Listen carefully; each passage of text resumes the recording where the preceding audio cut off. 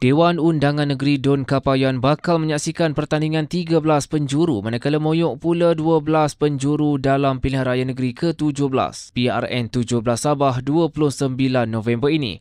Penolong Pegawai Pengurus Pilihan Raya Dun Kapayan, Nomi Dayana Jontren dengan dibantu Penolong Pegawai Pengurus Pilihan Raya Dun Moyok, Andresia Lojingau, mengumumkan nama calon di Pusat Kebudayaan Sabah pada Sabtu 15 November. Bagi Dun Moyok, ia bakal menyaksikan pertemuan antara sekutu membabitkan Remista, Jimmy Taylor PH dan Jenon I Coronel C. Bansin GRS. Turut bertanding di Dun Moyok adalah Naib Presiden Warisan Terence Yambun, Timbalan Presiden UPCO Donald Peter Mojuntin, Joseph Sulaiman Star Sabah, Francis Mojikon PN, Richard Ronald Dompok PKS dan Walter Norbert Johnny PBK.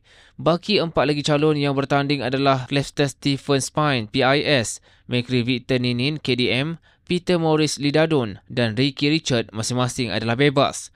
Dun Kapayan pula menyaksikan pertemuan antara Chin Ling Ling PIS, Sabariah Aziz bebas, Khairul Gerard Liu bebas, Kuo Leon PBK, Wong Kong Fun Anak Negeri dan Bernard A. Logijin Star Sabah. Turut bertanding sebagai calon dalam pertandingan 13 penjuru ini ialah Edwin Jack Bosi KDM, Lasius Miki Pejuang, Len Lip Fong bebas, Jenny Lasimbang PH, Chin Tek Ming Warisan, Billy Joe Dominic UPCO dan Sylvester Molukun Aspirasi.